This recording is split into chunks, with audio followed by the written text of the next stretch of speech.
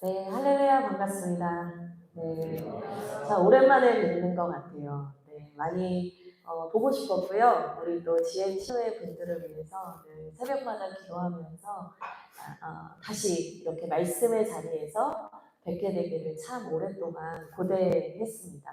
감사한 것은 이제 부활절이 이제 시작이 됐는데요. 이제 다 아시겠지만 부활절은 하루로 그 주일 한 번으로 끝나는 것이 아니고 성령 강림주일까지 계속해서 50일 동안 이어지는 겁니다. 그래서 우리가 이거를 부활의 50일이다, 기쁨의 50일이다 이렇게 얘기를 하는데요. 그 부활의 50일, 기쁨의 50일이 이제 본격적으로 시작되는 이 첫 주에 여러분을 만날 수 있어서 참 귀하고 감사합니다.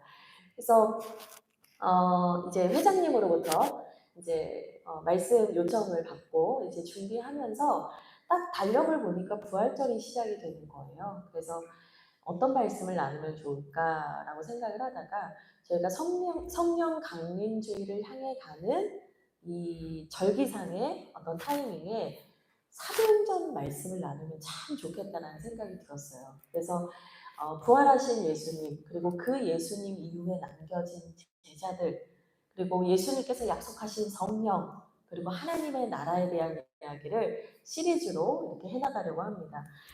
주보를 보시면 아시겠지만 안타깝게도 이제 최대한 정말 중요한 부분만 쏙쏙 뽑았는데 12장에서 끝나요. 그래서 네, 뭐 혹시 기회가 된다면 28장까지 나중에 꼭 해보도록 하겠습니다. 네, 오늘은 첫 말씀을 좀 나누려고 하는데요. 오늘은 사도행전 1장 1절에서 8절의 말씀을 나누려고 합니다. 예수님께서 이제 십자가에서 모든 고난을 받으시고 죄의 문제를 해결하시고 나서 부활하셨습니다. 그리고 나서 예수님께서 부활하신 후에 어떤 일들을 하셨는가를 사도행전은 기록을 하고 있어요. 네.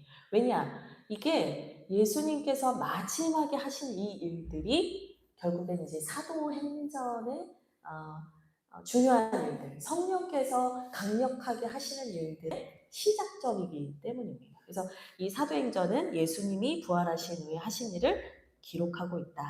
그래서 간단하게 제가 쭉쭉 넘어가려고 합니다. 오늘 회장님이 간곡히 부탁하셨어요.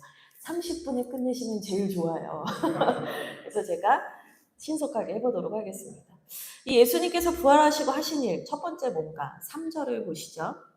3절을 보니까 예수님께서 고난 받으신 후에 그들에게 확실한 많은 증거로 친히 살아계심을 나타내셨다라고 되어 있습니다. 그러니까 예수님께서 부활하신 후에 뭘 하셨는가 보니까 예수님의 부활에 대해서, 예수님이 다시 사신 것에 대해서 확실하고 많은 증거로 계속해서 보이셨다. 그냥 단순히 설명하신 것이 아니라 보이셨다라는 얘기를 하고 있어요. 여러분 여기에서 이제 그들에게 보이셨다라고 하는데 이 그들이 누구냐면 사도들입니다. 계속해서 사도들에게 부활의 육체를 보여주셨다는 거예요. 사실 사도들 중에 도마는 예수님의 손바닥에 이제 뭐 대보기도 하고 옆구리도 받지 않습니까? 이미 부활하신 것을 너무나 잘 알고 있고요. 같이 갈릴리 바다에서 식사도 하셨어요. 예수님이 살아나신 걸 너무나 잘 알고 있다고요. 근데 이 밑에 말씀을 보시면 40일 동안 그들에게 보이셨다라고 얘기를 합니다. 이 40은 완전수거든요. 그러니까 주님께서 승천하시기 전에 40일 동안 그 완전하게 자신의 부활의 육체를 보이셨다는 거예요. 계속해서 많이 여러 번 확실하게.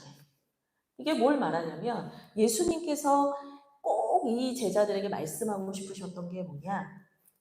부활의 믿음과 소망을 가지라는 거였어요. 나만 부활하는 게 아니야. 너희들도 부활할 거다. 나만 다시 사는 것이 아니다. 내가 첫 열매가 되어서 너희들도 부활하게 될 것이라는 것을 이토록 강렬하게 말씀해 주셨다는 거예요. 그리고 나서 예수님께서 두 번째로 하신 일이 있는데요. 그게 뭐냐면 3절에 계속 나옵니다. 하나님 나라의 일을 말씀하십니다.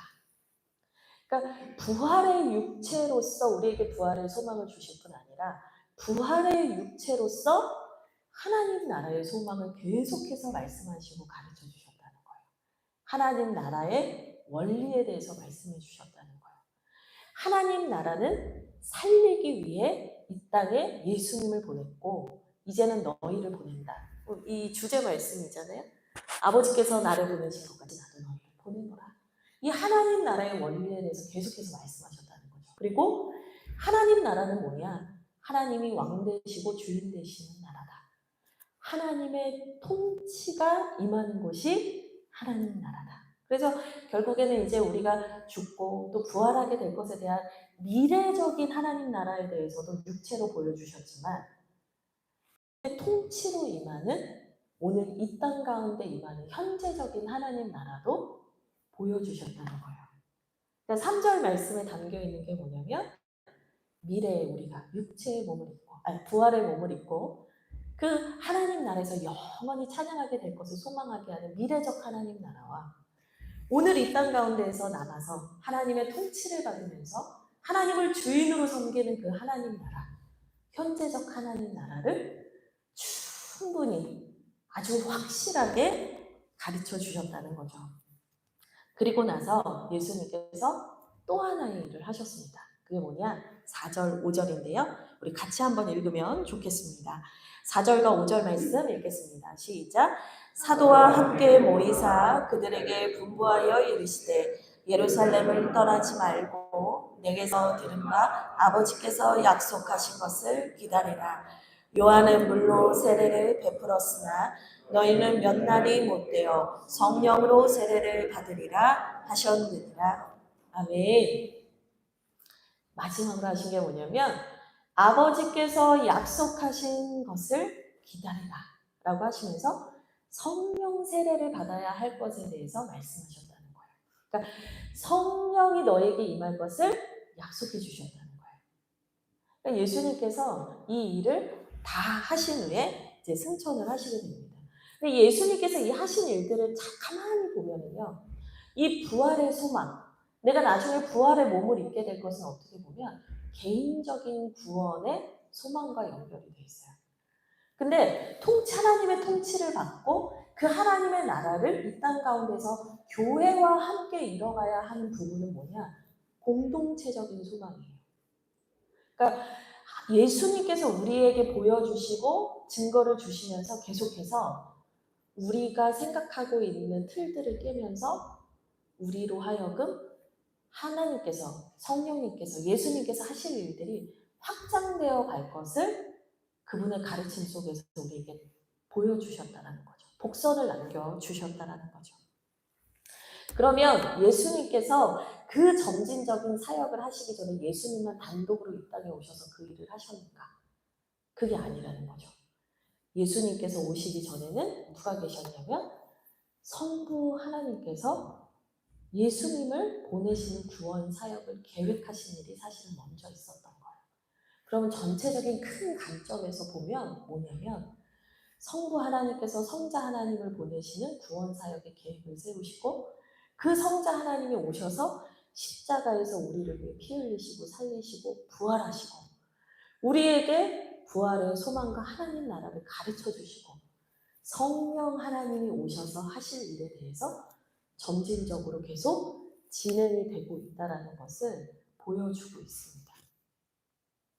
그래서 예수님께서 이 약속을 충분히 가르쳐 주시고 말씀해 주시고 나서 이제 성령께서 너희에게 오시면 하실 일이 있다라는 말씀을 전해 주시는 거죠. 우리 8절 말씀 함께 보도록 하겠습니다. 우리 8절 말씀 함께 읽겠습니다. 시작. 오직 성령이 너희에게 임하시며 너희가 권능을 받고 예루살렘과 온 유대와 사마리아와 땅끝까지 이르러 내 증인이 되리라 하시니라. 아멘. 그 예수님, 성부 하나님으로부터 시작해서 성자 하나님께로 이어졌고 이제는 성령 하나님을 통해서 이어질 그 하나님의 구원 사역에 대해서 말씀을 하시면서 성령께서 오시면 성령께서만 혼자 역사하시고 일하시는 것이 아니라 너희와 함께 동역할 것이다라는 얘기를 주십니다. 그러면서 성령께서 하시는 일, 오늘 설교 제목과도 맞는데요. 성령께서 너희와 함께 동역하시기 위해서 하시는 일이 첫 번째가 뭐다라고 얘기를 하시냐면, 우리 8절 말씀에서 읽었는데 너희가 권능을 받는다는 겁니다. 너희가 권능을 받는다. 근데 이 권능이 뭐냐면 위로부터 내려오는 하나님의 능력을 말합니다. 그래서 보통은 우리가 이것이 뭐 병을 고친다든지 귀신을 쫓는다든지 어떤 기적과 이사를 베푸는 것이다 라고 생각을 합니다. 물론 이것도 맞습니다. 이것도 필요한 일입니다. 근데 여러분, 이 권능에 대해서 우리가 잘 이해를 하려면 원어적인 의미를 좀 알아야 되는데요. 여기에서 권능이라는 단어가 dynamis라는 단어거든요. 근데 이 dynamis라는 이 원문에서 파생된 단어가 뭐냐면 다이너마이트예요. 여러분 다이너마이트 아시죠? 폭발하는 폭발물을 말합니다. 그러니까 결국에 이 권능은 뭐냐면 단순히 기적과 이사를 베풀고 귀신을 쫓고 병을 고치는 수준이 아니라 우리 안에서 폭발적으로 드러나는 성령의 힘, 성령의 능력을 얘기합니다. 여러분 이것은요, 밖으로 드러나는 것뿐만이 아니라 뭘 하냐면 우리의 내면을 바꿉니다. 우리의 속사람을 바꾸는 것이에요. 그래서 권능이라는 게요, 내가 복음을 전하면서 남들에게 보여주는 가시적인 능력을 해가는 것이 아니라 이 성령이 임해서 이 권능이 임하는 사람에게 어떤 일이 일어나냐면 그 사람의 생각의 틀이 깨어지고 바뀌는 역사가 일어납니다. 그것이 가장 중요합니다. 내 생각의 틀이 얼마나 견고하냐면요. 여러분 오늘 말씀 6절에 잠깐 보시면 제자들이 예수님께서 승천하시기 전에 이런 질문을 해요. 주께서 이스라엘 나라를 회복하심이 이때입니까? 지금 이 무슨 말이냐면 주님께서 40일 동안 부활의 육체를 온전히 보이셨고 하나님 나라에 대해서 확실하게 말씀해 주셨고 성령께서 너희에게 오셔서 이제는 성부, 성자, 성령으로 이어지는 그 하나님의 구원 사역에 너희를 초대하실 거라는 얘기를 계속해서 해주신 거잖아요. 40일 동안이나 해주신 거잖아요. 근데 6절에 보세요. 이스라엘을 회복하는 때가 이때입니까? 이게 무슨 말이냐면 로마의 통치를 받고 로마의 식민 정치를 받고 있는 이스라엘, 우리가 지금 발붙이고 있는 이 땅이 언제 자유해지겠습니까? 하나님 나라 얘기를 계속 했는데 이 사람들은 여전히 이스라엘 나라의 회복에만 관심이 있었다는 거예요. 여러분 그만큼 우리의 계획과 우리의 욕심과 우리의 생각의 틀이요 강력해요. 근데 제자들이 언제 변했는가를 보면 성령을 받고 나서 그들이 완전히 새로운 사람으로 변하는 거거든요. 근데 그 권능을 받는다라는 것이 뭐냐? 결국에는 내 생각은 그대로고 내 고집 그대로고 내 자아가 그대로인데 나에게 아주 특별하고 신비한 능력을 주셔서 내가 복음도 전하면서 그런 일들을 행하게 되는 것이 아니라 주님께서 나라는 사람을 먼저 바꾸신다는 거예요.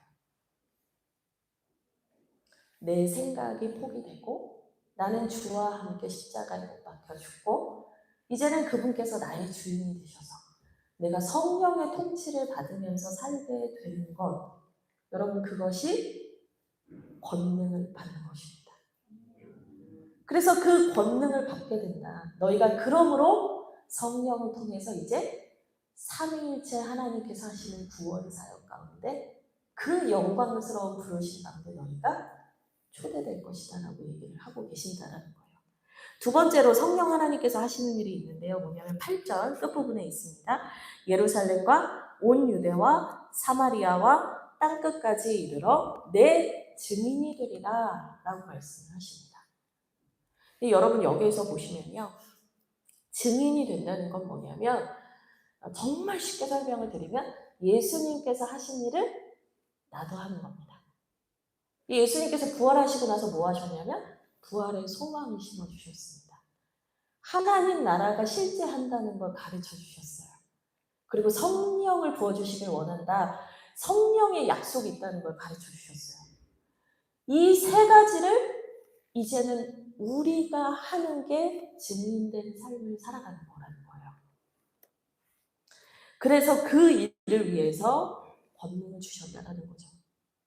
그래서 여러분 보시면 부활의 소망, 개인적인 소망, 하나님 나라, 공동체적인 소망, 그리고 성령의 약속, 확장, 이게 점진적으로 확장되고 있고요. 여기에서 오늘 말씀 8절에 보면 단순히 우리가 예수님이 하신 일을 함께하는 개념에서, 예수님의 일이 확장된다는 개념에서 뿐만 아니라 물리적으로도 이것이 확장되고 있다는 것을 보여줍니다. 처음에는 예루살렘에서 시작하지만 온 유대와 사마리아와 땅끝까지 이 일들을 너희가 하게 될 거다. 그러니까 여러분, 첫 번째, 우리가 성부, 성자, 성령 하나님과 동행하고 같이 그 거룩한 사명을 감당하는 건 사명의 확장이라면, 예루살렘에서 유대와 사마리아와 땅끝까지 이어지는 건 뭐냐? 물리적인 사역의 확장, 공간의 확장이 이루어진다는 거예요. 근데 여기에서 멈추지 않아요. 여기에서 멈추지 않아요. 마지막 세 번째 확장이 있는데요. 여러분, 여기 예루살렘에서 온 유대와 사마리아와 땅끝으로 확장된다는 것은 여기 담겨져 있는 영적인 의미가 있는데, 이것은 단순히 지역적 확장만을 의미하는 게 아니고요. 나에게 익숙하고 나에게 편안했던 나 중심적인 공간에서 하나님께서 이끄시는 곳까지 가겠다라는 내 자아가 깨지는 확장도 있는 거예요. 그래서 그게 권능의 의미와 연결이 되는 거거든요. 나라는 사람의 개인의 틀에 갇혀 있는 것이 아니라 우리의 실존이 성령께서 이끄시는 곳이라면 어디든지 순종하고 갈 수 있는 데까지 확장되는 것. 그것까지 다 포함을 하고 있는 의미라는 거예요. 점진적인 확장이 계속해서 일어나고 있어요. 여러분, 예수님께서 이 일을 하시다가 성령께 바톤을 넘겨드리고 성령께서 우리에게 권능을 주심으로 이 일을 이뤄가시겠다는 거예요. 그래서 여러분, 우리가 부활의 능력으로 살고 있는가? 이 부활의 소망으로 살고 있는가? 그리스도인으로서 바르게 가고 있는가? 여러분, 우리가 점검할 수 있는 아주 확실한 방법이 있는데 그게 뭐냐면요. 나의 삶에서 점진적인 확장이 이루어지고 있는가를 보시면 돼요. 성부, 성자, 성령 하나님께서 나에게 위임하신 이 사명이 확장되고 있는가? 내가 영향력을 미치고 있는 물리적인 공간, 가정에서, 직장에서, 교회에서, 또 그 외의 모든 공간에서 공간적인 확장이 일어나고 있는가?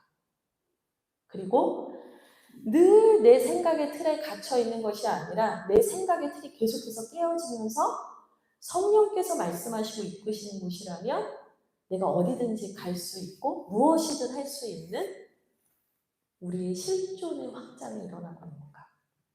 여러분, 이 세 가지 차원을 보면 내가 주님 안에서 부활의 능력으로 그리스도의 증인으로 신앙인으로서 잘 살아가고 있는가 점검할 수 있습니다. 저는 오늘 이 수요 말씀을 전하면서 여러분들이 여러분의 삶에서 이 세 가지 차원의 영역에서 여러분의 삶이 점진적 확장을 이루어가고 계시는지 돌아보셨으면 좋겠습니다. 그리고 내가 늘 갇혀있고 머물러 있는 곳이 있다면 부활의 주님께서 성령 강림주의를 향해 가는 우리에게 이 영역을 깨치고 나갈 수 있는 힘과 능력을 주시기를 여러분들께서 그 실제하시는 하나님의 나라와 성령의 권능이 임하시기를 주님의 이름으로 축복드립니다. 기도하겠습니다. 하나님 고맙습니다. 오늘도 GM 신호의 가운데 하나님 많은 분들의 헌신과 섬김, 봉헌을 기쁘게 받아주시고 하나님 나라를 위해 귀하게 쓰임받게 하여 주시옵소서. 예수 그리스도의 이름으로 기도합니다. 아멘. 이제는 우리 구주 예수 그리스도의 은혜와 하나님 아버지의 사랑과 성령님의 감화감동 교통하시니 오늘 말씀을 듣고 성령과 함께 성령의 권능을 받아 하나님의 나라의 일을 하기로 결단하는 모든 신우의 가족분들 위해 이제로부터 영원토록 함께 하시기를 간절히 축원하옵나이다.